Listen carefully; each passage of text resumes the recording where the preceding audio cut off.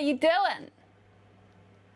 That's really creepy, sorry. Kia ora koutou, my name is Kimmy and I talk about Formula 1 in the world's second worst accent. And I'm really sorry, but it's a bit windy outside today and I have very rattly sash windows. So if you hear a little bit of a ba-boom, ba-boom, ba-boom, I swear I don't have weird roommates. It's just the windows. So a couple of weeks ago, I put out a bit of a call for a Q&A session, just for and gigs, you know how it goes, and pretty much the only rule was make it F1 related and DBAD. There are 11 questions in this list and I'm going to go through them in a completely random order by using a random number picker. So I suppose I should open that then, shouldn't I? First question is question number 6. I'm probably going to have to keep track of which ones we've done too, actually.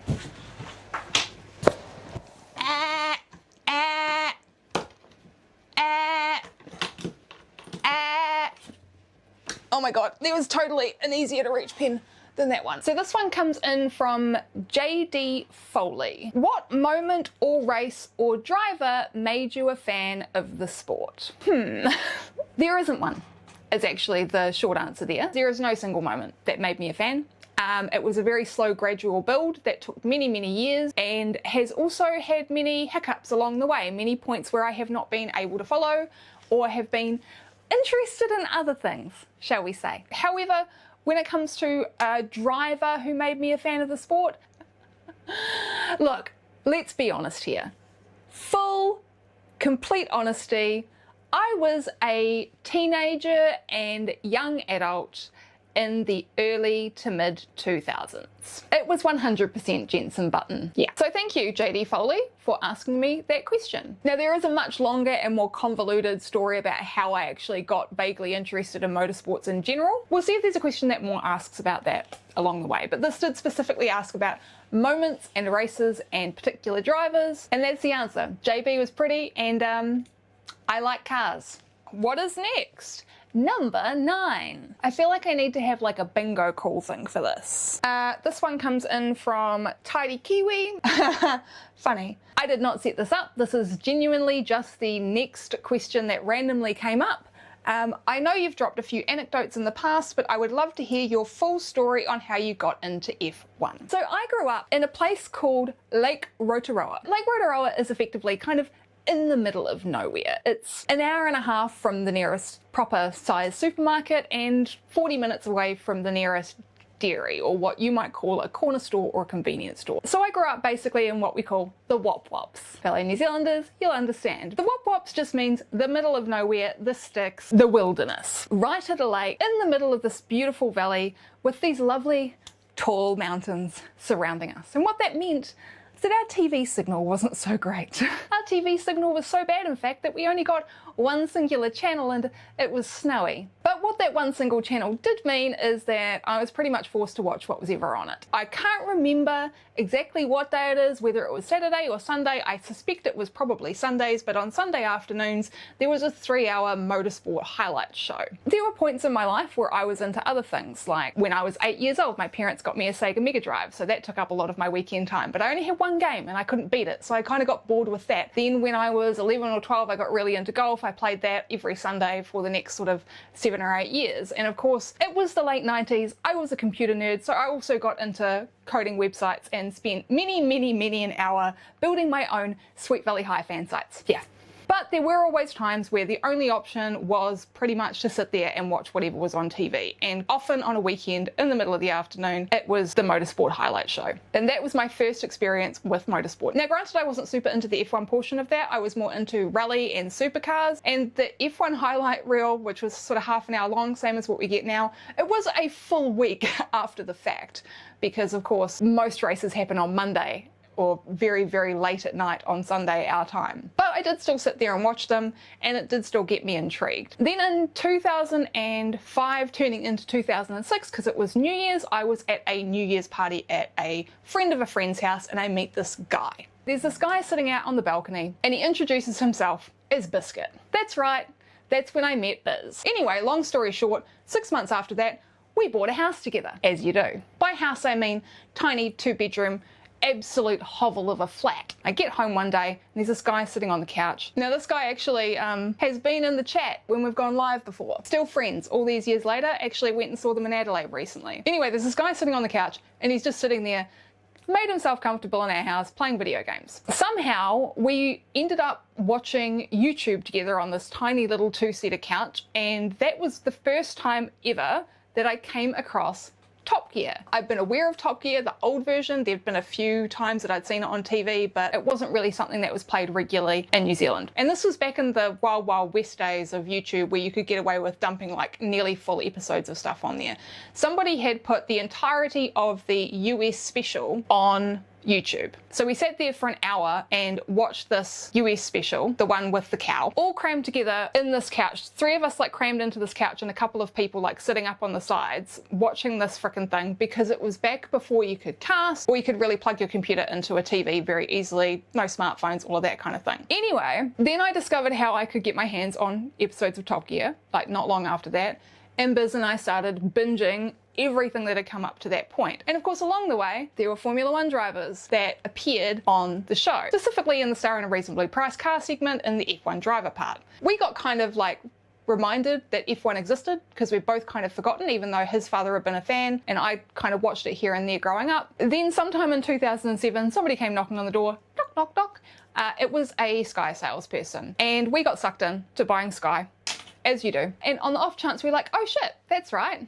That means we can watch the F1. And that is how we started getting up at 2 o'clock in the morning on a Monday to watch F1. Literally just organic interest that grew over time. Over the last 18 years, our interest has kind of waned and increased again, and it wasn't probably until sort of 3 years ago that I actively started watching every weekend again. Before that, I was pretty much just keeping up with what was going on through watching YouTube highlight packages and reading F1 news blogs. But then, of course, F1 TV became a thing. The rest is history. For the first time, we're able to watch every weekend from start to finish. Because back in the day, on Sky, you could pretty much just watch highlights of qualifying and then watch the race in full, and maybe if you were lucky, catch a replay or watch the highlight package. So now that F1 TV exists, best thing ever. So that was the very long, convoluted story of how I got into F1. And the reality is there was never any real actual point.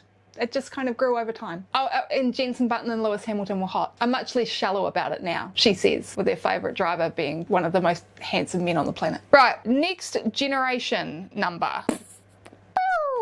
Number 1. This one is from Maisie. And Maisie asks, how was your experience at the Melbourne Grand Prix? I live in Melbourne but couldn't afford tickets and heard it's worth going to see. Then a nice compliment. Thank you, Maisie. That was very friendly and nice. So how was my experience at the Melbourne Grand Prix? So I did do a full video comparing Melbourne and Singapore, which are my two closest races. So if you live in Australasia or in basically anywhere in the South Pacific, these are the two easiest races to get to. Japan is probably relatively easy. China is relatively easy if you live in a hub area, like if you live in a transport hub. But if anything is more than one flight away, then these are the two easiest races to get to. As I said in that video, it's way oversold.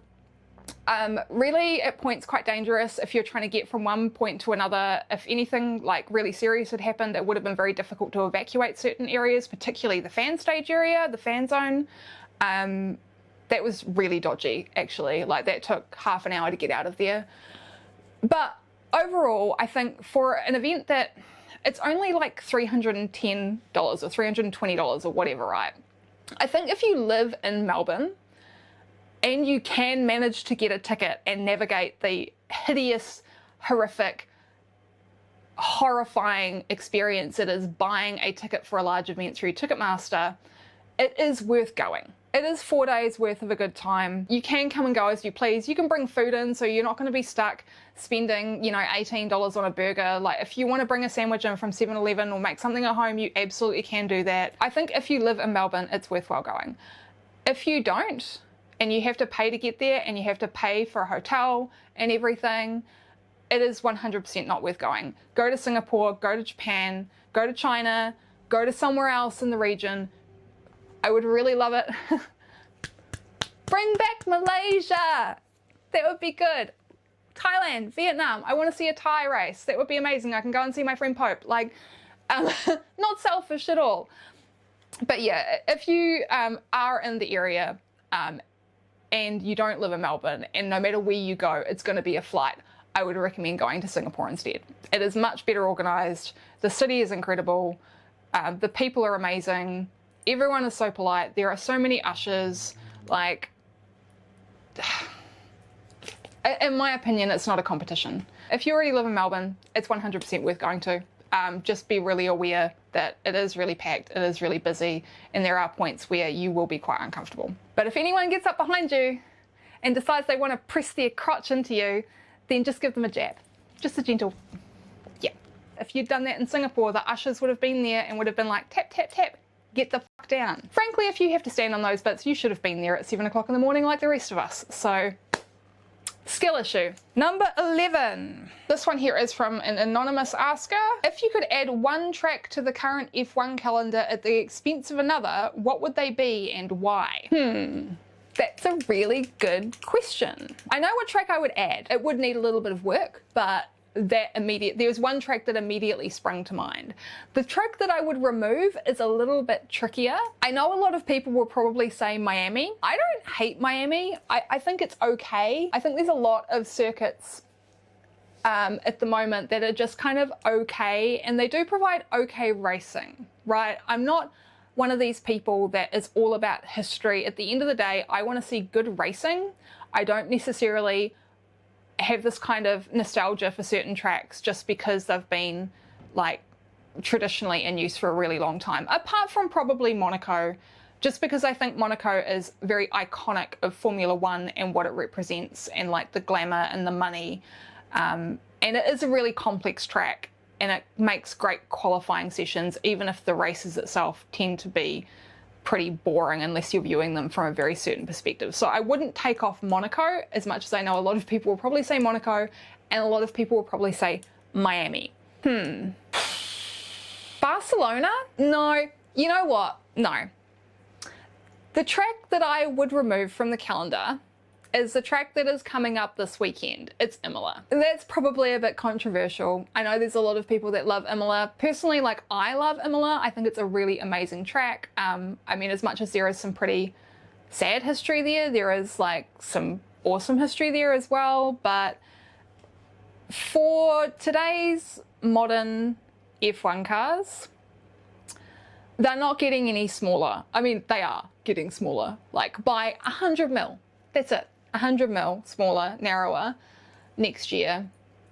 And I don't think that Imola currently is an appropriate circuit to be doing F1 races at. It's not a good Grand Prix circuit as it currently stands. If they were able to widen it at points and offer up more overtaking spots, I would keep it. But yeah, Imola would go. And the track that I would put in its place, I am not insane, I promise, is Laguna Seca. Just for the lols. Honestly, I just want to see cars going down the corkscrew. That's it. I know it's a grade 2 circuit. I know it requires a lot of work. Indy races there, why not Formula One? Come on, Laguna Seca, 100%. Imola, bye. Laguna Seca, and I'd be hyped for that. Next question, number 10. Another anonymous question. Who do you think will win the championships this year? Championships plural, I assume you mean both the drivers and the constructors. McLaren is going to win the Constructors' Championship. That's, I think, already pretty much decided, unless something very, very bizarre happens. The Drivers' Championship, however, there are 3 pretty solid contenders, 1 dark horse. I'm going to say Oscar. I think Oscar Piastri is going to win the F1 Drivers' Championship this year. And by saying that, you all know what I've done. You all know what I've done. I've cursed him. I've cursed him. If I say Oscar's going to win, Max is going to win, Lando's going to win, then obviously it will be somebody else. Charles Leclerc will come up from behind. Ferrari will have a miracle recovery. George Russell will go on a winning streak. So yeah, well done. Thank you. You're welcome, Oscar. I have now cursed you to not getting the World Championship this year. Number 3. What is your favourite current build and what is your favourite historical build? By build, I'm assuming they mean car. I don't have a favourite current car. Honestly, I don't think there's really anything iconic about any of the cars this year. And there hasn't really been for a couple. I mean, you could probably argue the RB19 just because it was so dominant. But there's nothing that's really had a great story around it. Historic cars, however, though, personally for me, it is the Brawn from 2009. I just think that that's just such a great story, and that's to me what makes a great car.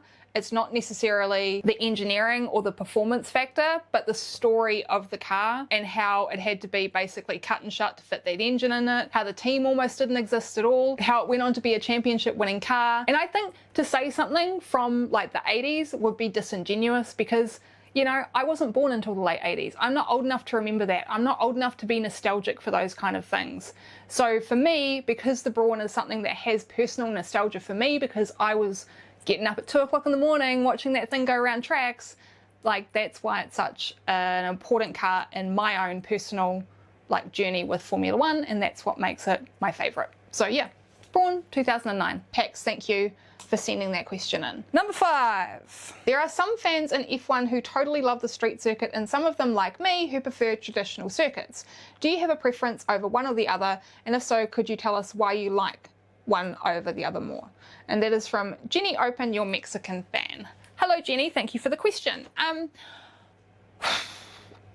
don't really have a preference. At the end of the day, if a track can provide good racing, I will like it. And I think that there is this kind of very belligerent sort of vibe within a lot of the F1 community to kind of hold on to a lot of these traditional circuits very tightly.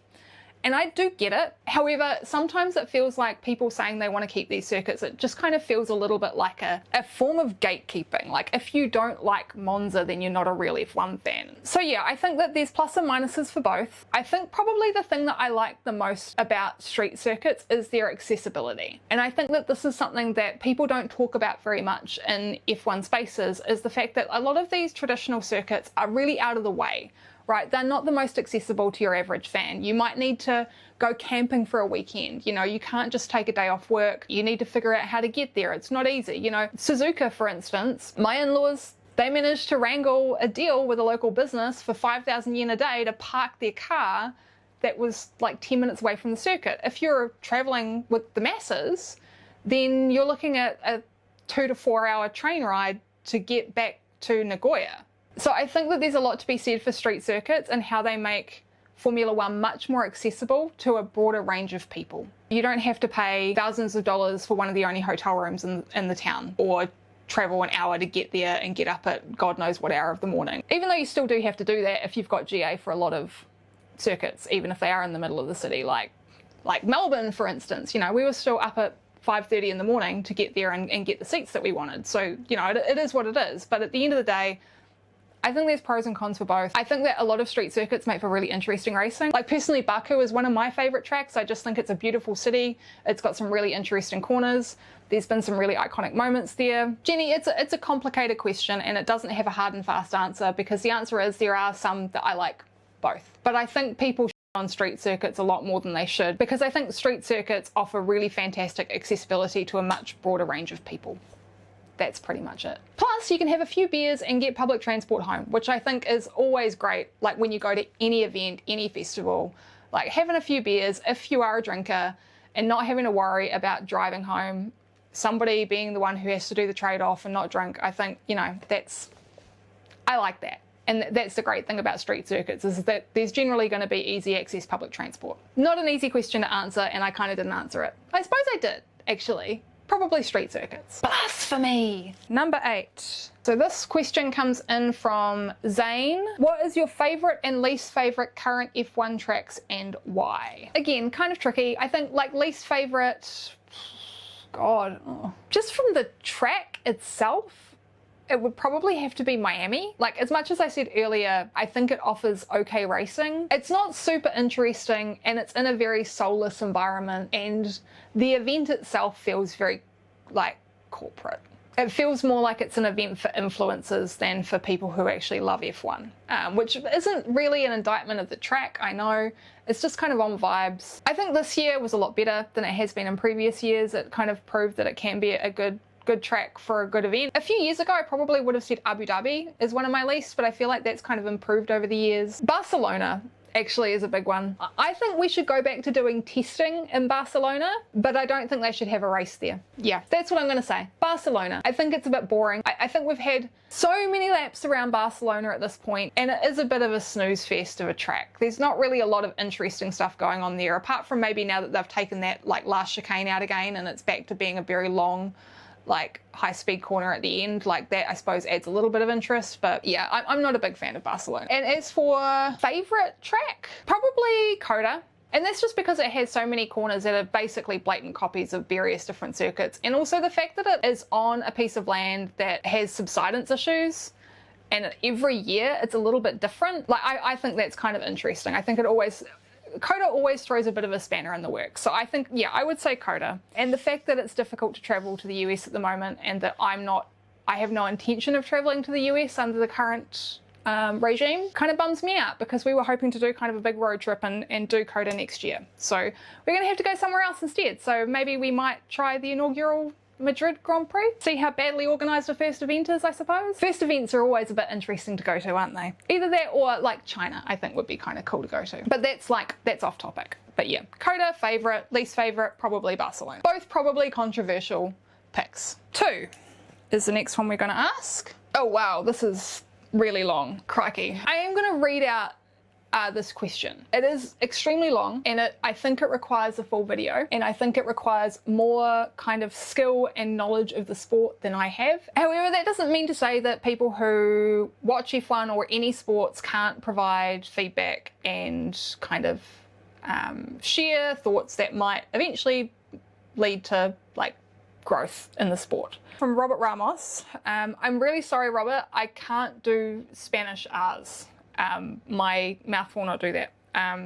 So I apologise for that. If you are put in charge of the diversification program of F1, how do you plan to expand the interest and deeper engagement in the sport to beyond its assumed more traditional audience? And that did come with ellipses. And yes, you're right, Robert, it is definitely a traditional audience that it is often marketed to. Like not just racing, F1 Academy and Coulthard's group are already deep into that, but in all aspects of the sport, I guess. I remember watching a mini doco from an MSN YouTube channel about rising American interest in F1, and there was this group of ladies who attended the big pub watch along and bought lappies so they can monitor all the technical stuff. We know RBR's chief strat is a lady and Ocon's Ari is a lady too. First ever, I think. Yes, she is the first ever race engineer who is a woman. How to get more ladies and other genders / cultures into all of these wonderful aspects of the sport. Fundamentally, it comes down to people being aware that it's an option. That's it. If you don't know that Formula One or any form of like not just motorsports, but also another big one is yacht racing as well. So like America's Cup style stuff. If you don't know that that is an option and that is not presented as an option to you when you're a kid, that's not something that you can work towards as an adult. Well, I mean, you can get into stuff later in life. But if you're like for me, okay, so here's a personal story. Right, I know you guys love personal stories. People love to say how my commentary is completely irrelevant because I'm nearly 40.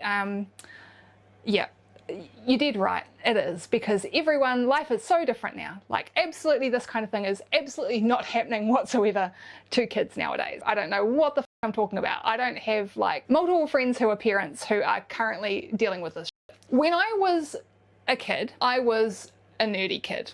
I was that kid that used to win every prize for every subject in high school. I was that kid who learnt how to code HTML when they were 11. I was that kid who used to read in lunch breaks rather than like going and doing lunchtime sports. But to be fair, I wanted to play lunchtime sports. I just was excluded because I was the nerdy kid. And when I was 15, I was about to go into my last year of high school. I was very, very good at maths, and it had been suggested that I should go to university to study maths, and my answer to that was I don't want to be a maths professor, because I didn't know, and nobody had said to me, here are the options that you could get into if you go to university and study maths, or if you go to university and study physics, if you go to university and study engineering.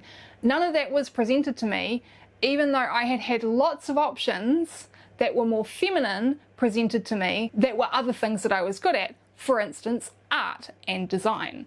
So I pursued art and design. Now, I'm not saying that this is 100% universal and what's still happening nowadays, because I know that STEM for girls is a much more prioritised subject and it is something that we are talking about a lot more. However, the reality is there are still a lot of kids out there who are very, very good at certain things and are very, very intelligent and are being steered down paths because options aren't being given to them. That's it.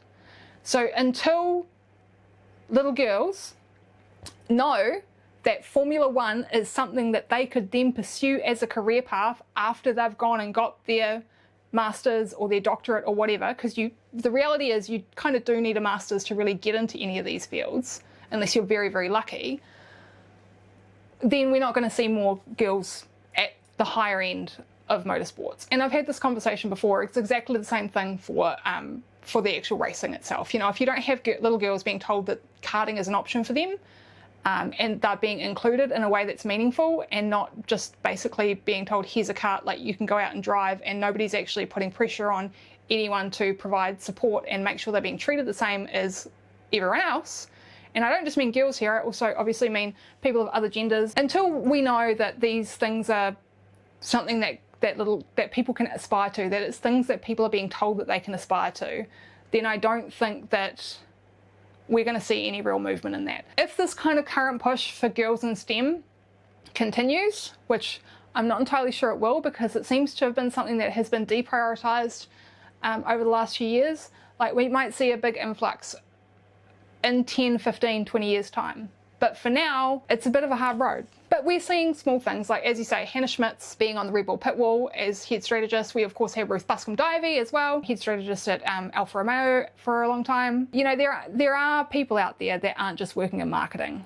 Yeah, I hope that we see more sooner rather than later, but I'm not holding my breath. Thank you, Robert, for that question. As I said, probably is a much longer answer. I already talked for quite a long time about that, and I might have to cut that down a bit, but very thought-provoking question and something that I care about quite a lot. We have 2 questions left, 4 and 7. 7, which means number 4 will be last. Who do you think is the most underrated F1 driver and why? And this is from Heidi in Brisbane, Australia. Hello Heidi, thank you for your question. It's a really, really tricky question. I think Max Verstappen is the most underrated driver. Hot take. Now, don't come at me about it. There's a reason behind this. I don't think there's necessarily any such thing as underrated and overrated. I think that there is points in time where every driver is getting overhyped and points in time where every driver is getting on.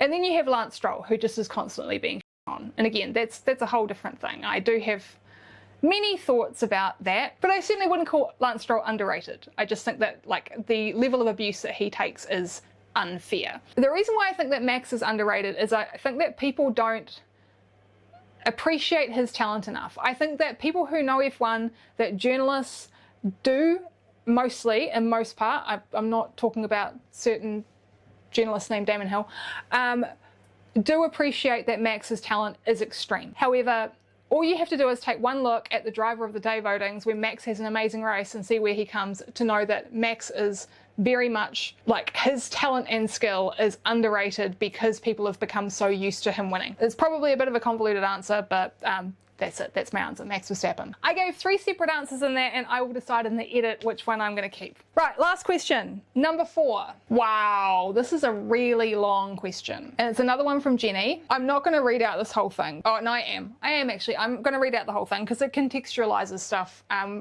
like with regards to people who don't have access to certain broadcasts. There's a lot of talk on the internet about a portion of British media and their British bias in F1. Yes, we're going there. Being from Mexico, I tend to feel it does exist. Some examples where I've noticed this: most of the camera angles will usually focus on British drivers, just British, not native English speakers. Most recent example, camera not focusing on Piastri's winning checkered flag to prioritise Lando and George.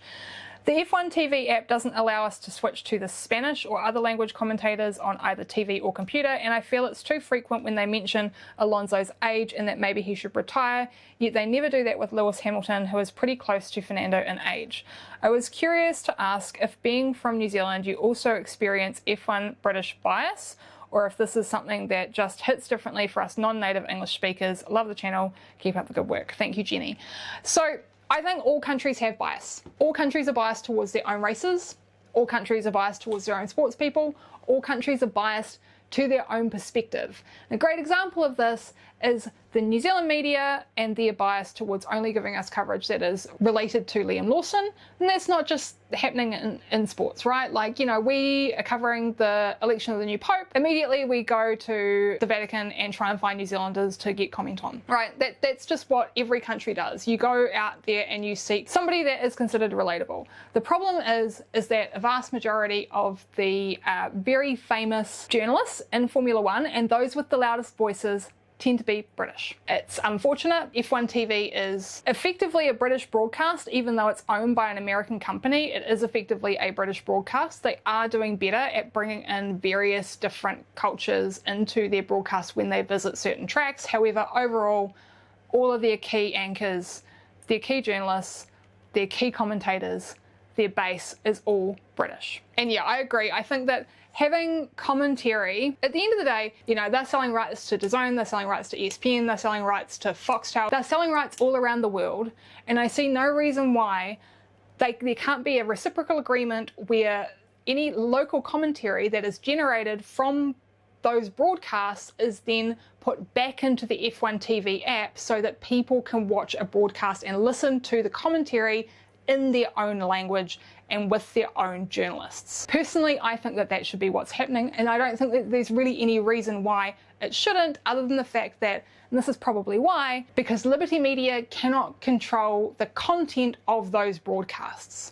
So if they're the ones making those broadcasts available, then there needs to be an accountability factor, and I guarantee you that the networks that they are selling the broadcast to are not happy to have to abide by Liberty Media's rules of engagement when it comes to the commentary broadcast. That will be the sticking point. Because if somebody says something offensive or something that somebody takes issue to or makes a complaint about, then Liberty Media is fundamentally going to have to deal with that mess because they're the ones who broadcast it. Yes, they've got plenty of money to deal with it, and yes, they've got plenty of money to hire people who are native speakers who are able to kind of listen to the broadcast on the delay and ensure that anything is bleeped out when it should be. But, you know, do you think they're going to do that?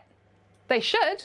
They 100% should, but I don't see that happening anytime soon. However, I would love to be able to eat my words on that, because I think like being able to have commentary in your local language with your local context, that being the key thing, because, you know, at the end of the day, just because you speak Spanish, it doesn't mean you're from Spain. You want a broadcast that is in your own context and probably hyping up your own driver a little bit, right? So yeah, I definitely 100% think there is British bias. However, that British bias needs to be put into context, and that context is the key broadcasters of Formula One are British, and any country is always going to have some bias towards its own people, and people from its own nation, even if that's not intentional, even if that is unconscious, there will always be some bias there. Anyone who says there's no British bias in F1 media is frankly incorrect. However, that British bias exists for a reason. I would say probably the number one pundit / ex-driver who is guilty of this is Damon Hill. Somebody who has a platform now, because Johnny Herbert's platform's pretty much been stamped down. But yeah, I would say Damon Hill is the most guilty of this. Which my father-in-law will absolutely hate because he worships the ground that Damon Hill walks on. But my father-in-law also hates Max Verstappen, so, you know. And he's British. Fancy that. That was the last question. Some very interesting food for thought there. Potentially some good opportunities for some more in-depth videos. We are now at 1 hour and 15 minutes of recording time, so this is going to be a really fun one to cut into chunks, but I'm sure I'll get there. Please, if you enjoy my video, make sure you remember to like the video, subscribe to my channel. If you want to throw me some cash, sign up for my Patreon down in the description below. That would be fabulous. I am still trying to get to 1,000 subscribers before this channel turns 2 on the 21st of August. I don't know, maybe I need to like convince you guys to like subscribe if you're not already and say I'll shave my head. I won't, but you know, I have had it almost shaved before, but I am considering cutting it all off because the regrowth situation is getting, I mean, there's a reason why my part's here, because like, you know, man, it's getting pretty bad, okay? It's getting, the regrowth situation's getting pretty bad. So maybe, you know, if we can get to 1,000 subscribers, I'll cut my hair off into a pixie cut and go au naturel. Tell you what, if we can get to 1,000 subscribers before the end of May, which is in, I don't know, like 16 days or something. How many days are in May? 31? 30? 31? 18 days? If we can get to 1,000 subscribers before the end of May, then I will cut all of my hair off into a pixie cut and go completely au naturel salt and pepper hair. Let's make that deal right now. So to the person who likes to come into my videos and immediately dislike bomb them as soon as I post them, and by the way, YouTube just wipes out all those spam dislikes within like 2 hours anyway, so you're not really achieving anything, then I'm sure that you can get all of your friends to subscribe to my channel so that you can see me with no hair. I'm sure you'd love that. Anyway, thank you so much to everybody who sent in questions. This was really fun. I really enjoy doing unscripted videos like this. They are a bit of a bitch to edit, but great time nonetheless. I know that there's probably going to be a bunch of stuff that I could have said in this that I forgot, but you know, like it is what it is.